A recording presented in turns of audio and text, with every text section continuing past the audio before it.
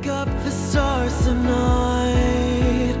We'll be burning on and on, building a brighter light where no one knows, a place untold. Give me a hand tonight, and everything will be alright. We'll run away into the fields of gold where dreams are grown.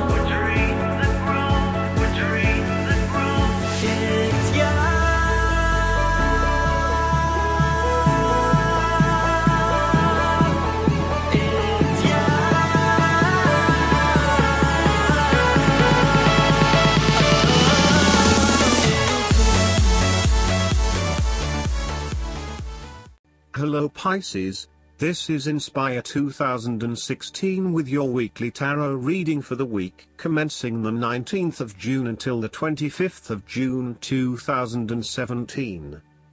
The first card for you is representing, how do you feel about yourself? Your card is the Two of Swords. You are currently being faced with a difficult decision, but you are attempting to hide from it and pretending to yourself and others that if you ignore the decision long enough, it will go away of its own accord. However, the decision will not go away simply by your willing it to depart. Your conscience will eventually force you into facing your refusal to deal directly with the situation. The Two of Swords therefore serves as a reminder that life's decisions are frequently quite difficult and raise the possibility of painful consequences.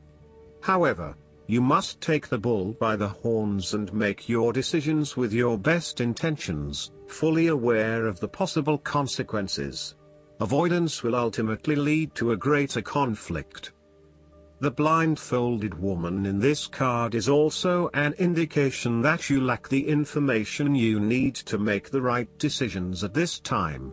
You may be missing something, such as threats or potential risks, alternative solutions, or key pieces of information. Once you are able to remove your blindfold and see the situation for what it really is, you will be in a much better position to determine your path forward. Research your options more widely, seek outside opinions and feedback, and ask yourself what you are missing here. Why is this decision so challenging to make? What extra information do you need? The Two of Swords often represents a stalemate where there is no winner or loser. You may be at loggerheads with another person and failing to see each other's points of view. What is needed is a truce, where you either agree to disagree or you seek to understand each other's points of view before coming to a final solution. Thus, not only does this card represent potential conflict through a stalemate, it also represents making peace through a truce. Similarly, the Two of Swords can reflect indecision and being at an impasse with regards to an important matter. Again, there is only so much that you can try to put off. At some point or another, you are going to have to make a decision or have a point of view in order to get things moving again. The second card for you is representing, what do you want most right now? Your card is the Seven of Swords. What do you want most right now is doing something in secret. Hoping that you are safe and undiscovered, something goes awry and your secret is revealed to your embarrassment. This card therefore urges caution when attempting to use cunning or deception to gain an advantage over someone or something else. There is no question that there are times in life when it is necessary to act shrewdly or do something in secret. Perhaps you had to think on your feet and act in a way that was not exactly all above board. Perhaps you had to go behind other people's backs in order to manifest your desires. Perhaps you felt like you needed to cheat or take the easy way out. If acting shrewdly is something you must do, it is essential that you do this with a clear conscience and you are fully aware of the potential consequences of your actions. Taking the easy path is not always the best path, and sometimes you just have to exert a decent amount of effort to achieve what you want. You may be tempted to sneak away from a particular situation that is not working for you anymore, rather than dealing with it head-on. As you do not feel ready to deal with the issues, you are aiming for a solution where you can just escape and not have to worry about it all. Are you trying to run away from commitment, responsibility, hard work or love? You may be procrastinating, letting problems slip and become worse because you do not want to deal with them. Sometimes you just have to face what has to be faced. So, the question is this realistic? Will this escape really accomplish what you want to and need to accomplish? Will it address the fundamental issues at hand here? The likely answer is no, and it may simply be an easy way out for now. On the flip side, you also need to be very cautious and wary so that you do not become a victim of someone else's deception, betrayal, cheating and false motives. You may trust someone who then turns out to be running their own agenda, leaving you high and dry. You need to be very careful of who you trust over these coming months, as you are at risk of being taken advantage of. Look out for any sneaky behavior and trust your gut instincts about when something does not feel right or is too good to be true. Sometimes, the Seven of Swords indicates a desire to go it alone. You want to discover, investigate and solve every problem using only your own wits and resources.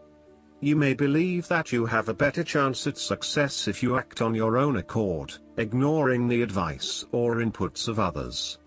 This approach is useful when you need to bypass an ineffectual group or assert your independence, but it can also have its limitations.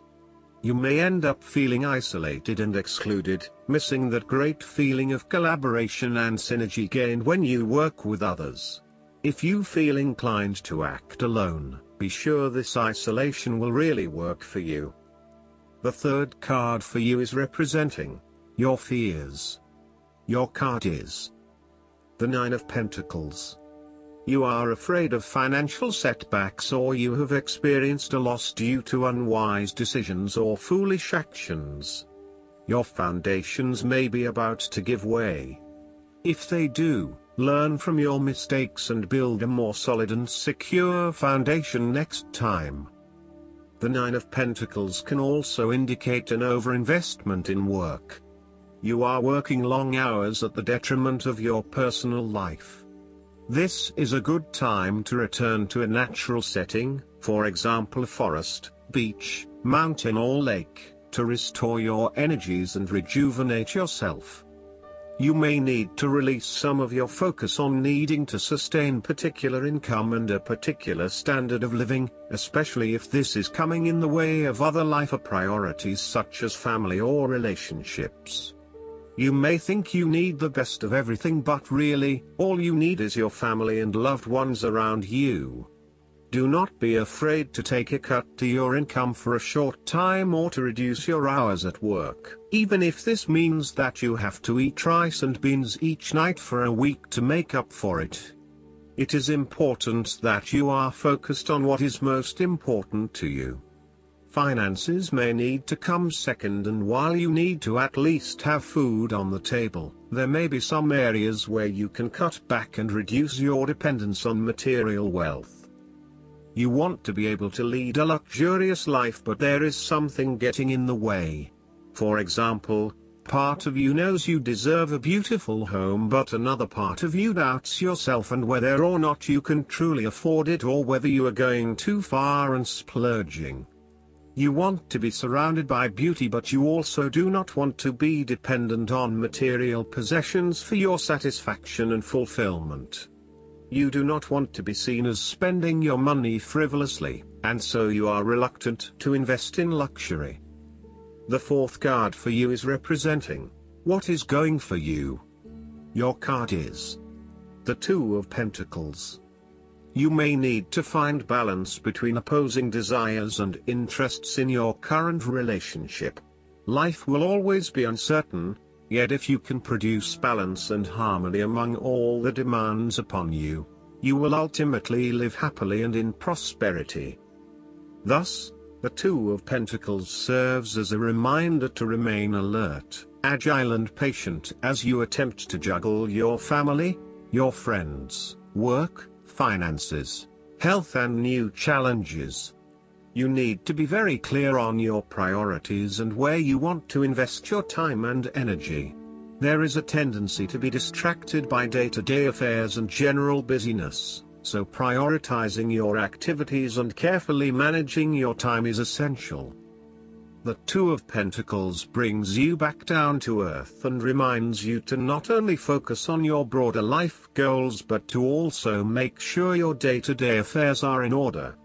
This is a card of good time management and financial management, ensuring that your bills are paid on time, that you keep a record of all your appointments and daily commitments, etc. It may sound tedious having to focus your attention on these more mundane issues, but this card reminds you that sometimes getting on top of your daily affairs is as important as pursuing your broader life goals.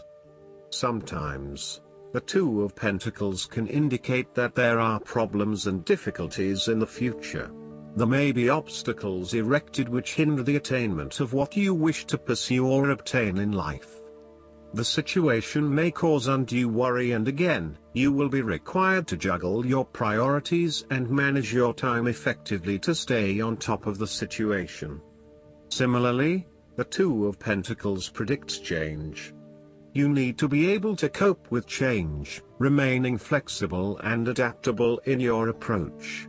Rather than putting all your eggs in one basket, you may be better to keep two or more things going at once so you have the luxury of choice, should one option fall through. You must stay centered while you stay flexible and keep informed.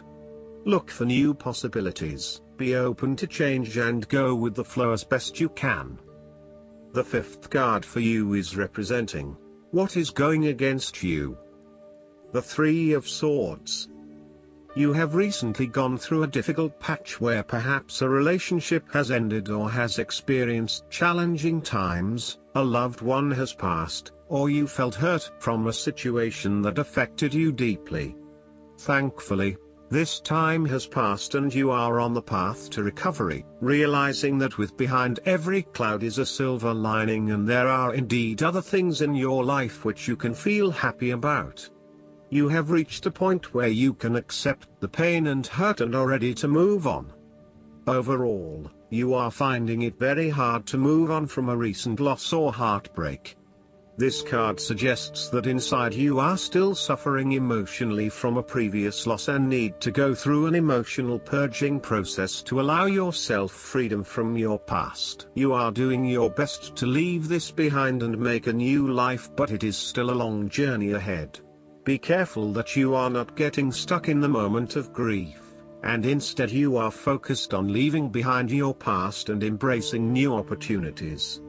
It is always hard to bear the pain of separation or understand why you have been inflicted with such sorrow. Learn to accept your situation so that the healing process will not become blocked.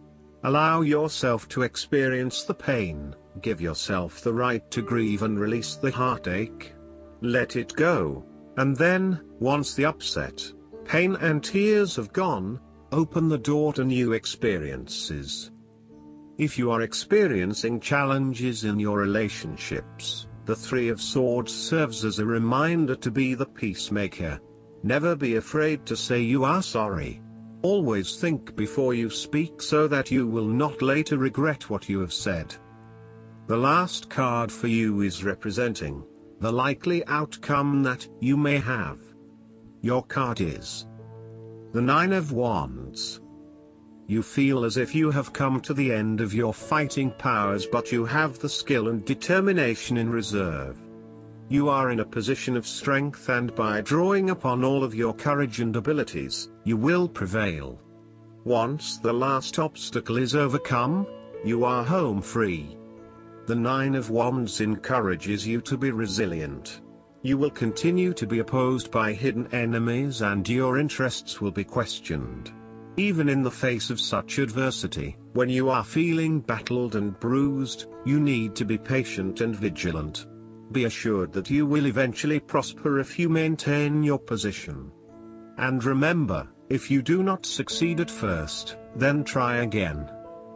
You may have experienced setbacks that now leave you feeling distrustful of others or even yourself.